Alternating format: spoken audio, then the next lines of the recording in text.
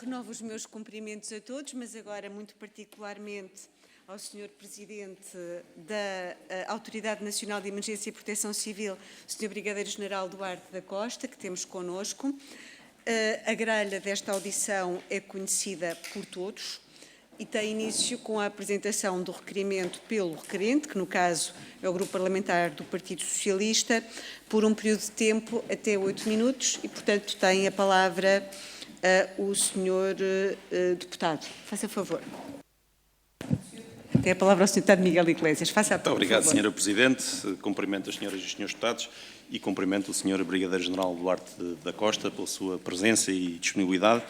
Bom, o que nos traz aqui nesta audição, precisamente, a gestão dos meios de combate empregues nos incêndios na região autónoma da Madeira no passado mês de agosto, tendo em conta o papel desempenhado igualmente pela Autoridade Nacional de Emergência e Proteção Civil, conforme os termos do nosso requerimento. Se me permite, Sr. Brigadeiro-General, eu iria já de seguida fazer algumas questões muito específicas que certamente poderá responder na sua intervenção inicial de seguida. Primeiro, o incêndio teve início no dia 14 de agosto na freguesia da Serra d'Água, Concelho de Ribeira Brava, que se alastrou a outros 3 concelhos, Câmara de Lobos, Santana, Ponta de Sol, e apenas foi declarado extinto ao 13º dia, ou seja, no dia 26 de agosto. Quando exatamente é que a Autoridade Nacional de Emergência e Proteção Civil começou a acompanhar o incêndio que deflagrou na Madeira, no Concelho de Ribeira Brava, e quando é que iniciou formalmente os contactos de coordenação com o Serviço Regional de Proteção Civil? Segundo, como é de conhecimento público, ao 3º dia do incêndio, quando o mesmo já tinha alastrado na véspera ao Concelho de Câmara de Lobos, com declarações dos autarcas desses municípios referindo preocupação com as dificuldades sentidas no combate aos incêndios, estavam no teatro de operações 11 viaturas e cerca de 35 bombeiros. O meio aéreo disponível na região estava operacional e a efetuar descargas e apenas foi afastado devido ao vento forte na tarde de 15 de agosto, retomando as descargas no dia 16. O Serviço Regional de Proteção Civil informava à comunicação social que o combate às chamas era praticamente feito apenas pelo helicóptero, dada a inacessibilidade do terreno. Marco Lobato, que é vogal do Conselho Diretivo do Serviço Regional e era comandante operacional regional, afirmou nesse mesmo dia à comunicação social que não equacionava a hipótese de acionar o Plano Regional de Emergência e Proteção Civil, afirmando, e cito, o Plano Regional de Emergência e Proteção Civil poderia ser ativado sim se verificássemos uma situação anómala em que precisássemos de recorrer a novos meios, porque as evidências e requisitos estavam todos de alguma forma reunidos para que pudéssemos ativar o Plano Regional. Não há necessidade de o fazer porque não vamos pedir reforço no momento. São declarações que citei. Portanto, isto foi uma situação em que o incêndio progredia já a grande velocidade e já colocando pessoas em perigo, pessoas e bens. Sr. Brigadeiro-General, qual é a sua opinião e posição relativamente a estes dados, informação e opinião que acabei de escrever? Terceira questão.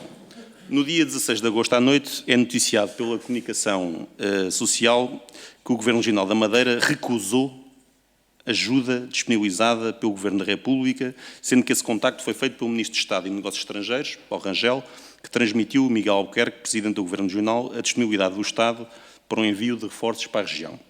Pergunto, se esta disponibilidade de ajuda foi desencadeada ou sugerida pela Autoridade Nacional à sua tutela respectiva, ou inclusive diretamente ao Serviço Regional de Proteção Civil da Madeira, e em que momento exato foi feito?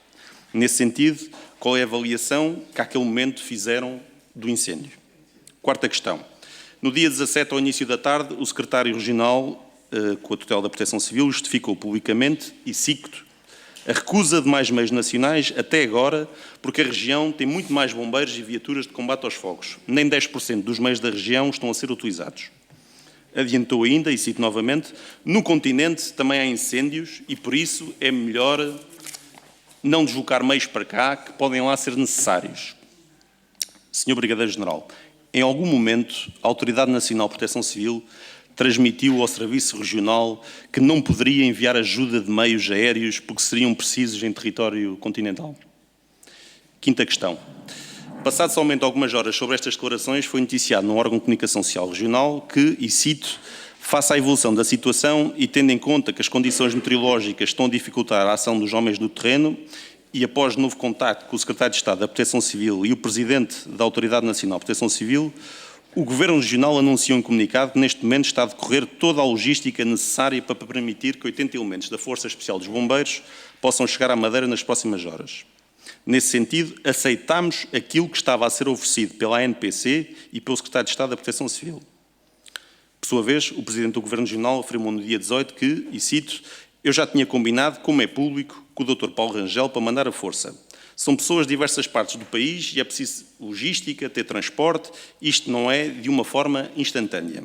O contradiz a própria informação avançada pelo Secretário Regional, Pedro Ramos. Sr. Brigadeiro-General, confirma se foi ou não a Autoridade Nacional que dirige que teve a iniciativa de desencadear os meios nacionais para reforço na região e, por outro lado, pergunto se confirma, como insinuou o Presidente do Governo Regional, que não houve reforços de meios do continente mais cedo porque não foi possível organizar a logística e o transporte a tempo, imputando a responsabilidade desse atraso à Autoridade Nacional que dirige. Sexta questão. No dia 19 chegaram mais 15 bombeiros dos Açores para ajudar no combate às chamas. No dia 20, o Presidente do Serviço Regional de Proteção Civil, Coronel António Nunes, afirma que, e cito, por muito que custe, deixar o fogo progredir pode ser a única solução. O que tem ardido é urze, mato, carqueja, tudo vegetação rasteira. Não há ainda ameaça significativa ao oricil e àquilo que é património mundial.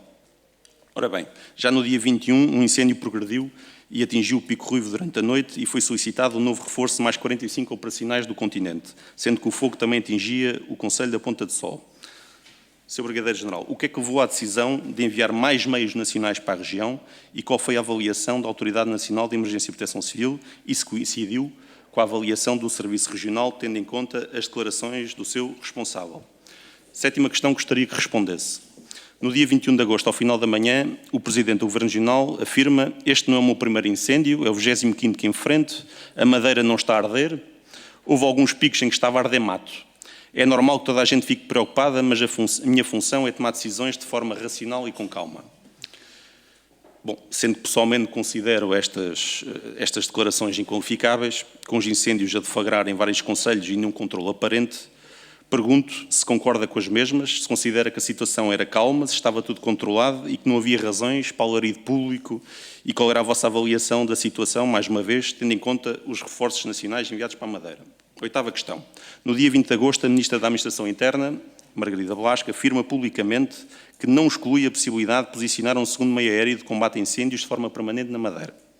No mesmo dia à noite, o Coronel António Nunes afirmou à RTP Madeira, estamos a falar do Presidente do Serviço Regional de Proteção Civil, que o Canadair, estou a citar, o Canadair é uma opção que não faz sentido nenhum nós equacionarmos.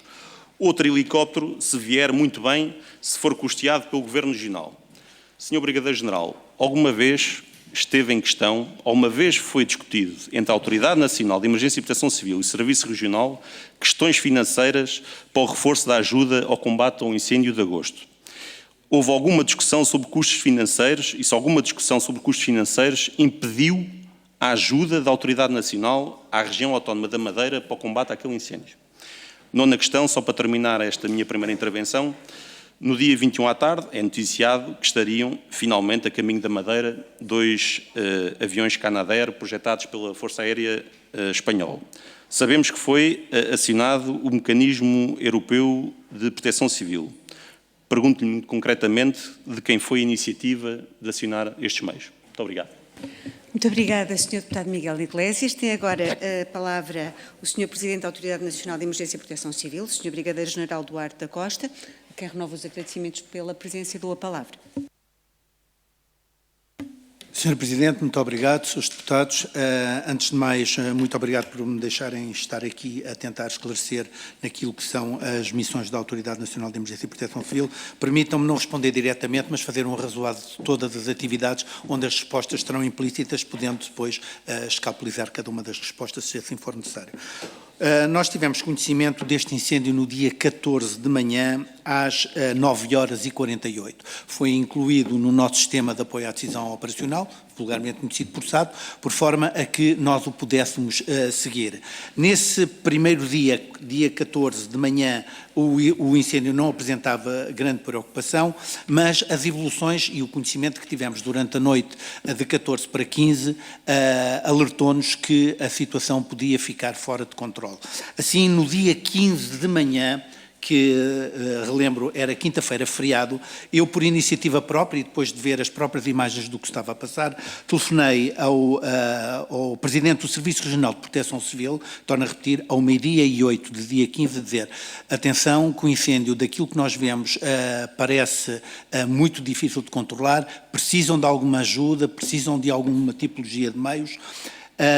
Ele disse-me que na altura não, ainda estava tudo controlado, mas se precisasse que iriam proceder a esse pedido.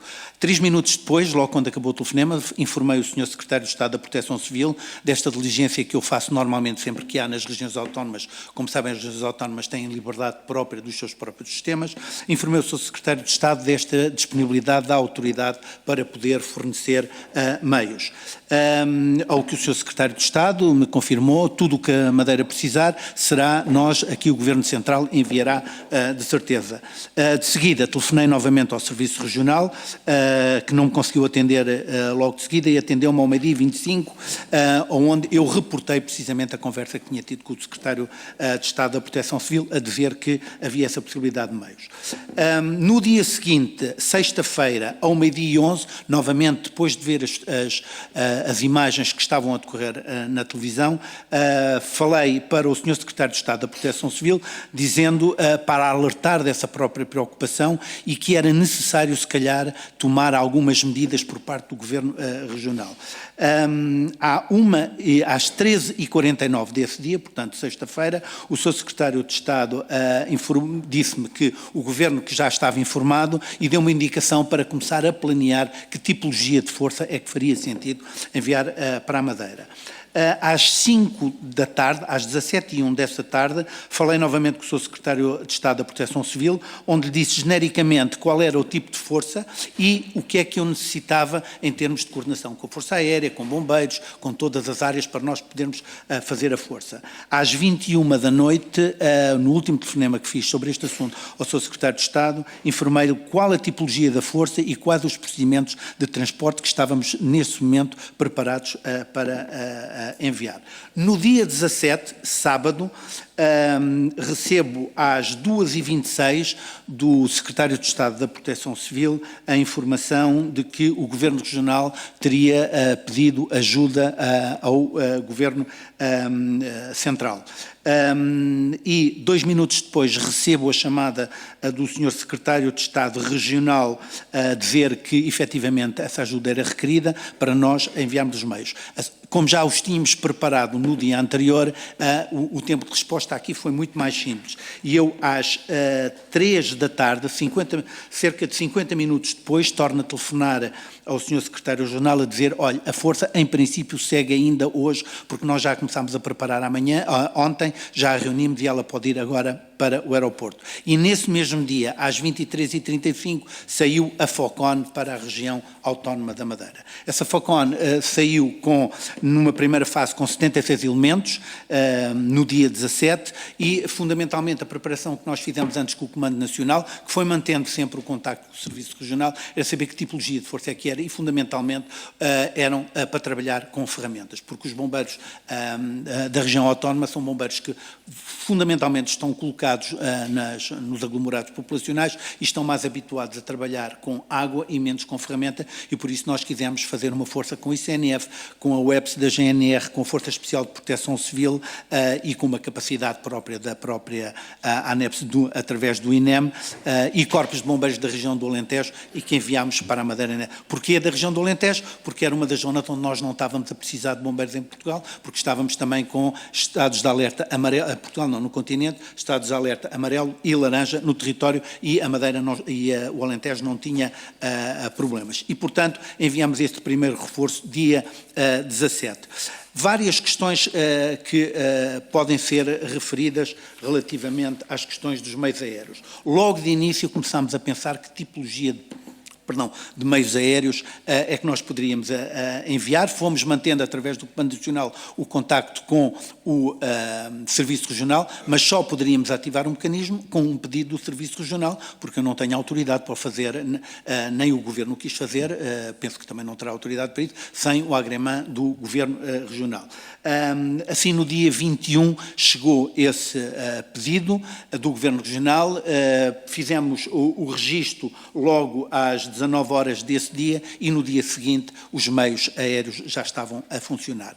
Porquê é que foram aqueles meios aéreos e não foram os Canadair daqui? Bem, os Canadair daqui, os 215, têm 2.000 quilómetros quando novos, de autonomia, mas o próprio operador não autorizava que eles fossem para, os meios são contratados, que eles fossem para a Madeira porque eram 1.000 quilómetros de extensão e havia o perigo dos aviões a não chegarem lá, porque são aviões já com muita idade. Havia a hipótese ainda de os fazer ir pela costa africana, mas demoraria muito mais tempo do que os próprios meios do mecanismo, quando o Serviço Regional assim os pedisse. Os Fireboss foram outra hipótese que nós levantámos, mas não podiam atuar na Madeira por várias razões. Primeiro, só fazem scooping, o apanho da água em lagos, não há lagos na Madeira, a barragem mais longa, a Albufeira mais longa tem 200 metros, completamente impraticável, e na zona norte da Madeira é impossível metê-los no mar, e na zona sul só em condições muito específicas, arriscando a que o operador também não autorizasse, como que não veio autorizar, e haveria a necessidade de serem carregados em terras só com motobombas. A melhor opção que nos parecia sempre, e continua hoje a parecer, é a questão dos helicópteros pesados. Nós vimos os próprios Canadair do mecanismo que tinham que largar água muito alto e, portanto, faziam algum efeito nas zonas altas e planas da ilha, não fazia efeito nenhum nas zonas dos desfiladeiros. E, portanto, advogamos, e tal como consta no nosso relatório, que os meios aéreos adaptados serão 2 meios pesados que podem fazer todo o trabalho de chegar aos vales mais profundos e largar águas. Aí a pergunta que se faz é, porquê é que não iriam os nossos Kamov? Bem, os nossos Kamov são russos, sendo russos, eles não têm capacidade de voar diretamente até à Madeira, teriam que fazer escalas em vários países e, como sabem, material russo, arriscávamos a que, depois de aterrar num determinado país na costa africana, não autorizassem o seu levantamento, ou pior ainda, que ficassem apreendidos pelo próprio país onde eles poderiam aterrar. E, portanto, ficou fora de opção essa questão, restou-nos a questão do mecanismo que fomos sempre mantendo a informação com o Serviço Regional. E não houve nunca nenhuma questão de índole económica relativamente a este assunto. Em nenhum momento, nos vários dias e em todas as conversas que foram tidas, quer através do Comandante Nacional, quer através do Presidente da Autoridade Nacional de Emergência e Proteção Civil. E assim, de um modo geral, Sr. Deputado, Srs. Deputados, isto foi o que se passou relativamente à nossa intervenção na Madeira, e peço desculpa ter muito obrigada, 39 segundos. Sr. Brigadeiro-General, pelo detalhe, pela objetividade e pela precisão da sua intervenção inicial. Foi tão cuidadoso com ela como com a gestão do tempo, ou seja, impecável no detalhe e no rigor, e, portanto, passamos à ronda dos grupos parlamentares. Começamos pelo grupo parlamentar do PSD. A Sra. Deputada Paula Margarida tem a palavra. Senhora Presidente, senhoras e senhores deputados, Sr. Brigadeiro-General Duarte da Costa, ilustre Presidente da Autoridade Nacional de Emergência e Proteção Civil. Antes de mais, muito agradecemos a sua, como disse a Sra. Presidente, a sua objetividade, os seus termos precisos e técnicos, não tendo aqui tecido, e muito bem, qualquer comentário apreciativo ou depreciativo relativamente ao que se passou na região autónoma na Madeira, neste período muito crítico para todos nós que ali residimos e ali vivemos. Dito isto, não posso deixar de aqui, mais uma vez, reiterar que lamentável que é que o Sr. Presidente esteja aqui e não esteja na região autónoma da Madeira, onde decorre uma comissão parlamentar de inquérito. Porquê? Porque, efetivamente, é essa comissão que tem legitimidade constitucional para fiscalizar os atos do Governo Regional no que respeita à matéria de proteção civil, porque o Sr. Brigadeiro-General saberá tão bem quanto eu, e já fez essa menção, de que esta matéria da proteção civil é matéria da competência exclusiva da região autónoma, das regiões autónomas. Mas, infelizmente, o Grupo Parlamentar do Partido Socialista quis, com este requerimento, com a audição destas 7 entidades nacionais, fiscalizar atos do Governo, o que é constitucionalmente admissível. Mas, na verdade, não era bem fiscalizar os atos do Governo Regional, porque o senhor deputado líder do PS na Madeira, Paulo Cafofo, terá dito na comunicação social na semana passada que, afinal, o que se pretendia com isto era mesmo trazer aqui ao Parlamento a senhora Ministra da Administração Interna para o auscultar sobre estes temas. Portanto, há aqui uma estratégia, todo um palco mediático que foi criado para dar, efetivamente, voz a alguns deputados dessa Assembleia da República que foram eleitos pelo Círculo Eleitoral da Madeira, com o propósito único de encenar aqui todo um episódio triste do que não deve ser analisado por este Parlamento Nacional e deve sim ser fiscalizado por quem de direito, ou seja, pela Assembleia Legislativa da Madeira. Também não posso deixar de dar nota de que não deixa de ser, e permitam uma expressão, anedótico, que o Grupo Parlamentar do Chega aqui vote favoravelmente à audição destas 7 entidades nacionais e, curiosamente, o Partido Chega na Madeira, no dia 24 de setembro, tenha dito que, de facto, esta audição, tudo isto era inadmissível e que se deveriam preocupar, ou seja, o Parlamento Nacional, com outros temas que não com estes, ou seja, com a fiscalização dos atos do Governo Regional da Madeira no que respeita à matéria da proteção civil e no que respeita em concreto aos incêndios que deflagraram na região autónoma da Madeira neste fatídico mês de agosto. Dito isto, Sr. Presidente da Autoridade Nacional de Emergência e Proteção Civil, como deve imaginar, não teremos Grupo Parlamentar do PSD, em face de toda esta minha contextualização, qualquer pergunta a fazer-lhe, porque sim, quem irá fazer e a fazer, como já efetivamente está na metodologia criada pelo Grupo do Partido Socialista, o Grupo Parlamentar do Partido Socialista na região autónoma da Madeira, onde efetivamente num requerimento que nós mal tínhamos acesso público ao mesmo, distribuiremos por todos os deputados desta primeira comissão, onde está efetivamente já solicitada a fita do tempo, a audição de várias entidades, nomeadamente o Secretário-Geral do Sindicato da Proteção Civil. Portanto, Sr. Presidente, muito obrigada pela objetividade que nos trouxe aqui da fita do tempo do período em que efetivamente esteve em colaboração com as autoridades do Governo da Madeira, com o Governo Regional, para que num curto espaço de tempo este flagelo pudesse ser combatido. Muito obrigada. Muito obrigada, Sra. Deputada Paula Margarido. Passamos ao Grupo Parlamentar do Partido Socialista. O Sr. Deputado Miguel Iglesias tem a palavra. Muito obrigado, Sra. Presidente. Eu, de facto, fico atónito, mais uma vez, com esta intervenção da Sra. Deputada do PSD, quando, aliás, que até se contradiz, ou seja, elogiando o rigor do que foi reportado pelo Sr. Presidente da Autoridade Nacional, criticando, por seu lado, a sua audição. Quer dizer, isto é algo extraordinário. Mais uma vez repito, o PSD na Madeira tem algumas dificuldades em lidar com o escrutínio público e, efetivamente, o que queria que este assunto passasse, enfim, despercebido ao longo do tempo e efetivamente não está a acontecer. E até por aquilo que foi reportado pelo Sr. Brigadeiro-General, de facto, torna-se cada vez mais importante a continuação destas audições, porque o que nós acabamos de ouvir é que, efetivamente, a Autoridade Nacional de Emergência e Proteção Civil esteve alerta quase desde o início do incêndio, esteve perfeitamente consciente de toda a informação e do que estava em causa, e há aqui informações que para nós são extremamente importantes para avaliarmos também politicamente a situação. Eu perguntava ao Sr. Brigadeiro-General uma questão que tem a ver com os meios aéreos. Disse-nos que... Eu peço desculpa por interromper. A Sra. Deputada Paula Margarido nunca foi interrompida durante a sua intervenção. Eu pedia-lhe que mantivesse... Sra. Presidente, muito obrigada, tem toda a razão e pronto, às vezes ultrapassa-nos a emoção. Obrigada. E verbaliza-se. Obrigada. Vamos tentar evitar que volte a acontecer e então retomamos o tempo do Partido Socialista. Sr. Brigadeiro-General, referiu aqui a questão de terem avaliado a tempo a questão da disponibilização de meios aéreos para o combate ao incêndio.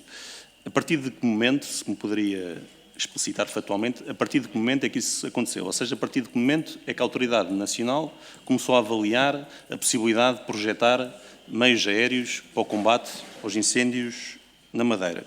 E quando é que chegaram à conclusão que deveria ser o tipo Canadair e, no caso, só, naturalmente, acionando o mecanismo europeu de proteção civil, projetando aviões que, no caso, seriam da Força Aérea Espanhola? Por outro lado, eu também gostaria de requerer, se fosse possível, se o Sr. Brigadeiro-General poderia disponibilizar o relatório da Autoridade Nacional que mencionou aos Estados desta primeira comissão, também de modo a que possamos fazer uma avaliação também formal daquilo que foi a vossa informação escrita. E, portanto, Sr. Presidente, é tudo o que eu tenho para perguntar adicionalmente.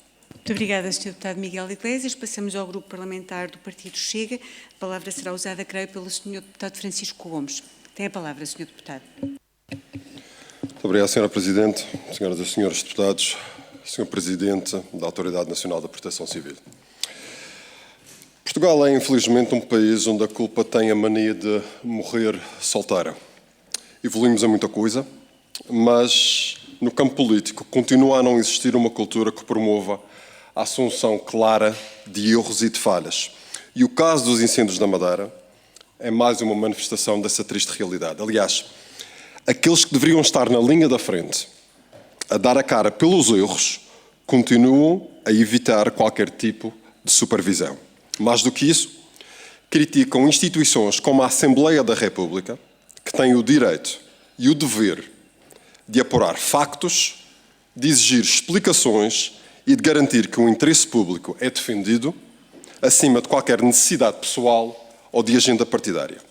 Essa falta de respeito às instituições eleitas e a quem quer, na amplitude dos seus direitos, exigir rigor e eficácia, tem perpetuado e continua a perpetuar uma cultura de irresponsabilidade que afunda a confiança dos cidadãos nas instituições. Dizemos e repetimos: a desconsideração pela função fiscalizadora deste Parlamento e pelos deputados que cumprem o seu mandato por escolha popular e não por qualquer necessidade pouco esclarecida, tem de ser alvo de registro, especialmente quando pessoas com responsabilidade elevada afirmam que se estão nas tintas para aquilo que é aqui discutido ou apurado. Essa atitude revela uma perigosa falta de compromisso com o diálogo e com a prestação de contas, que são pilares fundamentais de qualquer sistema político que se pretende sempre transparente. Senhores deputados, como autonomista convicto, não posso deixar de sublinhar: a autonomia não é, nunca foi, sinónimo de isolamento ou de um direito de governar sem supervisão. A autonomia implica um relacionamento maduro com a República que não se coaduna com amuos, estados de espírito ou birras. E no caso específico dos incêndios da Madeira, quando se fala em subsidiariedade, e tem-se falado muito de subsidiariedade, falamos de mais do que a exigência de meios e recursos vindos de Lisboa. Falamos igualmente da humildade de aceitar fiscalização que deve acompanhar o uso desses meios e desses recursos. Esse é um princípio que tem escapado, o que nada abona a favor da imagem da região, nem dignifica o bom nome dos seus cidadãos, que são pessoas de bem e dignas de quem os represente, sem recurso a auras de impunidade. Senhores deputados, o respeito pela supervisão das instituições como este Parlamento e pela fiscalização do uso de recursos públicos não é e nunca foi uma questão opcional. Dito isto, Sr. Presidente da Autoridade Nacional da Proteção Civil, a esperança que trazemos para esta audição é que nos possa ajudar a perceber a distância abismal que existe entre aquilo que é dito sobre os incêndios, entre, por um lado, os técnicos, os especialistas, líderes sindicais, dirigentes de associações e tantas outras figuras da área da proteção civil, alguns dos quais já se sentaram nessa mesma cadeira. E, por outro lado, o Governo Regional, o Serviço Regional de Proteção Civil e algumas outras figuras que integram o exército de colaboradores da liderança regional. Do Governo Regional e dos seus associados já sabemos que tudo foi bem feito, no tempo certo e com recursos mais que suficientes. Mas permitam-me ler as declarações da professora Helena Freitas, catedrática da Universidade de Coimbra, a um canal de informação nacional. Passo a ler. Excesso de tolerância relativamente a um processo que sabíamos que representava riscos enormes. Não tenho dúvidas que era muito claro para todos que o pior podia acontecer, pelo que não compreendo nem aceito porque é que a resposta aos incêndios foi gerida da forma que foi. Fim de citação. Mas vemos também o que nos dizem bombeiros que estiveram nos incêndios. Pessoalmente recebi muitas mensagens, passo a ler-lhe apenas uma de um bombeiro voluntário. Estas atitudes são típicas do governo que governa a Madeira. E só há uma maneira de os apelidar: incompetentes. Dizer que tudo correu bem num incêndio que consome milhares de hectares não está certo. Tudo falhou, incluindo os sistemas que estavam destruídos. Onde deveria haver água, encontramos matagal e terra. E se dirigir a técnicos, peritos, professores e também comandantes desta forma é vergonhoso. Senhor Deputado, fim de citação. conclua. E já concluo. Senhor Presidente da Autoridade Civil, e deixo-lhe com 6 perguntas e 6 perguntas apenas. Peço desculpa. A professora... O seu tempo já acabou, Senhor Deputado. Muito rapidamente. A 30 professora Helena segundos. Freitas está a mentir, os bombeiros estão a mentir, há responsabilidades por assumir, houve ou não negligência e, por fim, estamos ou não estamos perante mais um caso que vai contribuir para o rol de evidências nacionais que morrem solteiras sem ninguém as assumir. Muito obrigado, Sra. Presidente. Muito obrigada, Sr. Deputado Francisco Gomes. Chegamos assim ao final da ronda de perguntas dos grupos parlamentares e passamos à intervenção final do Sr. Brigadeiro-General Duarte da Costa, que dispõe de um tempo até 15 minutos, mas que naturalmente usará menos, se assim entender. Tem a palavra, Sr. Brigadeiro-General. Muito obrigado, Srs. Deputados, pelas questões e pelos comentários postos. Permitam-me só referir aqui uma coisa, a bem daquilo que é o esclarecimento do papel da Autoridade Nacional de Emergência e Proteção Civil. Não cabe ao Presidente da Autoridade Nacional de Emergência e Proteção Civil fazer a avaliação daquilo que se passou no incêndio da Madeira. Cabe sim fazer todo um trabalho de preparação para quando as entidades detentoras dessa responsabilidade assim o requererem, estarmos nós preparados para poder responder a tudo aquilo que são as iniciativas, quer do Governo Regional, quer do Serviço Regional, principalmente essa. Assim, até nesse sentido, o relatório que foi feito e que está já na posse do Governo, mas que eu peço que depois, havendo o pedido formal à autoridade, nós faremos chegar também, ou então através do Governo, este relatório só se cinge às atividades da força conjunta que eu enviei e não tem nada, nem nenhum juízo de valor relativamente àquilo que é a conduta das operações, porque o papel fiscalizador não está na Autoridade Nacional de Emergência e Proteção Civil. E, portanto, nesse sentido, não poderei nunca estabelecer nenhum comentário se há ou não há responsabilidades. O povo da Madeira assim o dirá, os votantes da Madeira assim o dirão, se há ou não há responsabilidades, o que é que correu bem, o que é que não correu bem. Permitam-me também referir, eu ouvi com muita atenção todas as intervenções, e os canais de televisão e de rádio e os jornais, nomeadamente os canais de televisão, muitas vezes têm vários comentadores que não estão nem preparados para fazer as afirmações que fazem, nem sequer dispõem da informação, correta que está nos órgãos institucionais e que, como é óbvio, cabe também a todo o cidadão poder ou não questionar com base nas suas percepções. E isso eu não discuto. Mas têm que ser as entidades que têm esse papel averiguador, fiscalizador, interpretativo e que têm capacidade de analisar os dados que estão ocorrentes e que estão disponíveis nos relatórios daquilo que foi observado, esses sim terão que produzir um relatório, mas que mais uma vez não cabe à Autoridade Nacional de Emergência e Proteção Civil. A Autoridade Nacional de Emergência e Proteção Civil fez a avaliação desde o dia 15 de manhã.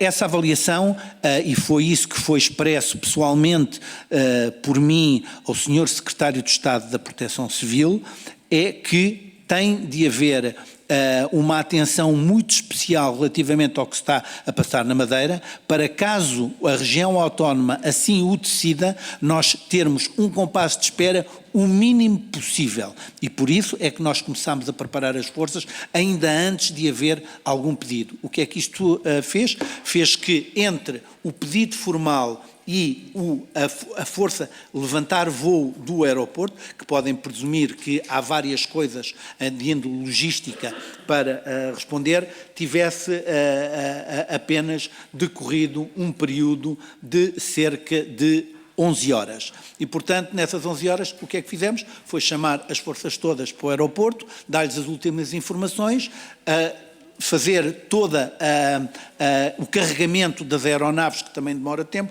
e isto ganhamos começando a preparar a força logo no dia 15, logo no dia 16, no dia anterior. Por fim, também me permitam-me dizer, e isto é uma opinião pessoal, que não vincula a Autoridade Nacional de Emergência e Proteção Civil, mas é a minha opinião de cidadão que tem responsabilidades nesta área.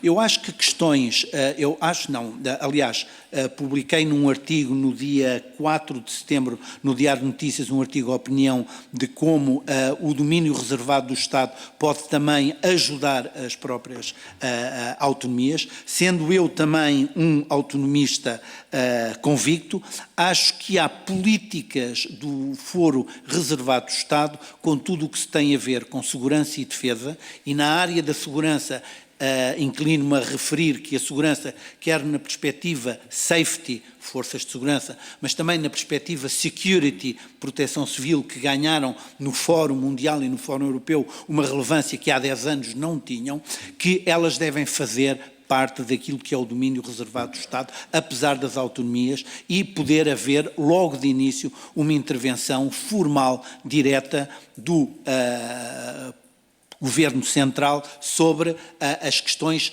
de segurança. Mas, mais uma vez, Srs. Deputados, isto é uma opinião pessoal do Presidente da Autoridade, que não vincula nem a Autoridade, nem o Governo que suporta esta Autoridade. Mas acho que valeria a pena discutir sobre esta centralidade das questões que fazem parte do domínio reservado do Estado, onde está a segurança, sempre esteve security, onde está a defesa, e que neste momento, talvez pela evidência da necessidade daquilo que é o sistema de proteção civil, também o sistema de proteção civil fazer parte deste domínio reservado do Estado. Serão os senhores deputados a definir se isto é ou não uma verdade e se isto ou não é possível.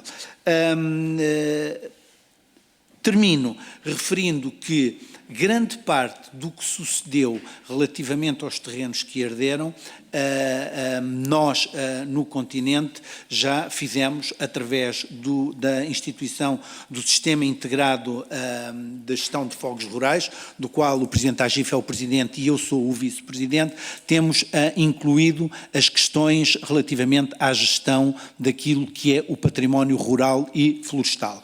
Mas permitam-me, num ato de contrição que não tem a ver só com estes incêndios, mas tem a ver com a proteção civil, e deixa-me ser profundamente humilde, dizendo que quando estão reunidas as condições meteorológicas e de risco de incêndio ao ponto, tal como as que se verificaram cá no continente, tem que haver de base um trabalho de capacitação e de utilização de meios. Onde é que eu quero chegar com isto? Acho que um helicóptero, e agora já o posso dizer como Presidente da Autoridade, acho que um helicóptero ligeiro é insuficiente para uma região autónoma com as características de orogénese e com as características de orografia e atmosféricas que pode ter a região autónoma, e penso, sendo sempre sujeito a haver escrutínio de várias entidades, inclusivamente académicas, que possam expressar sobre isto, a situação poderia ter sido dirimida logo mais de início se o Governo Regional tivesse à sua disposição, por exemplo, 2 helicópteros pesados, como os que nós temos aqui, que poderiam logo rapidamente ter largado muito maior água. Mas isso é uma questão que agora vale a pena discutir. Ninguém tem uma bola de cristal para adivinhar o que é que se vai passar, mas vale a pena, num processo de lições aprendidas, ver aquilo, não estou a dizer que alguma coisa tenha corrido mal ou não, mas aquilo que, onde ainda poderá correr melhor. E o nosso papel na autoridade é apoiar as regiões autónomas da mesma forma como apoiamos qualquer território do continente. Peso os riscos quando os pedidos são feitos no âmbito do mecanismo para outros países.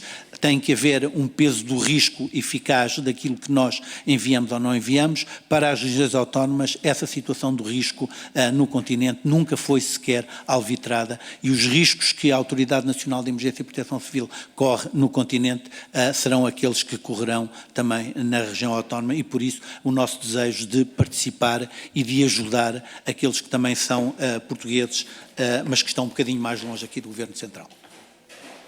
Muito obrigada, Sr. Brigadeiro-General. Eu tenho um pedido do Sr. Deputado Miguel Iglesias. O PS já esgotou o seu tempo de intervenção política, portanto suponho que seja uma interpelação à mesa sobre a condução dos trabalhos. Sim, eu peço desculpa, Sr. Presidente. Tendo em conta que o Sr. Brigadeiro-General ainda tinha tempo suficiente, era apenas, dado que não respondeu, para clarificar a partir de que momento é que começaram a avaliar a projeção de meios aéreos para a região e quando é que foi tomada a decisão que os Canadairs seriam a opção mais viável. Muito obrigado. O Sr. Deputado fez, portanto, uma interpelação sobre o facto de, no seu entendimento, não terem sido respondidas todas as questões postas. Todavia, é da opção da entidade auditada decidir aquilo a que quer responder e aquilo a que não quer responder.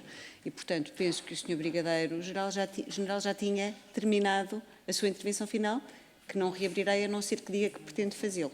Posso só dizer que desde o início fizemos essa avaliação desde o início, sendo que todo o processo de materialização relativamente às opções não é um processo automático e, portanto, mantivemos sempre essa linha aberta, desde, nomeadamente, do dia 15, mas em trabalho interno. Para quê? Para quando a região autónoma decidisse pedir, nós termos já uma solução para dar e não começar nesse momento a discussão. Por isso é que o pedido, quando chegou ao dia 28, foi automaticamente, foi metido no sistema do CESIS do mecanismo às 19 horas do dia 21 e dia 22, logo no dia seguinte, os meios já estavam a operar. Mais uma vez, fizemos o trabalho de casa desde o início.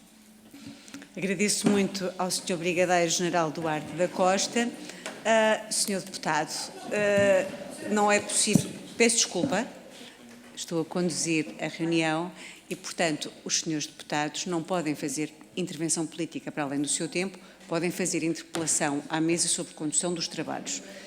E é possível fazer uma interpelação à mesa sobre condução dos trabalhos, dizendo que há perguntas que não foram respondidas. Foi isso que o Sr. Deputado fez, é claramente uma interpelação. Todavia, o Sr. Brigadeiro-General deixou claro que encerrou a sua intervenção final e, portanto, ela não vai ser reaberta. Resta-me agradecer muito a objetividade, a precisão que o Sr. Brigadeiro-General pôs na sua intervenção. Esta audição está encerrada. Agradeço muito a todos. Sr. Presidente, peço desculpa, era só para fazer um requerimento oral à mesa, se pudesse requerer o relatório que poderá ser disponibilizado para o Tribunal Nacional. Sr. Deputado, muito obrigada. Agradeço muito a todos, um bom resto de dia.